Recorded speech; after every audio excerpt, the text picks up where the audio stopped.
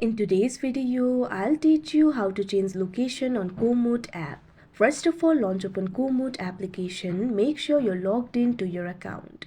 You can see over here Komoot application has been opened. Initially, you'll be led to the home interface. So if you want to change the location, for that tap on the profile icon that you can see at the bottom right corner of your screen. Now you'll be led to your profile interface. You'll be able to find various options over here. In order to change the location, you'll have to change the home address. For that, tap on the gear icon that you can see at the top right corner of your screen. Now you'll be able to access the settings. In the section for account, you'll be able to find the options like notifications, profile information, home address, etc.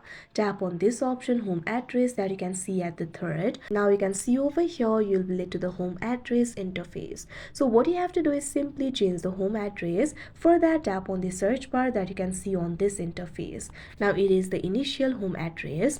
Now after you do that, what you have to do is enter the new home address over here. Now after you enter the new home address, tap on this option save that you can see on the screen. Now wait for a while.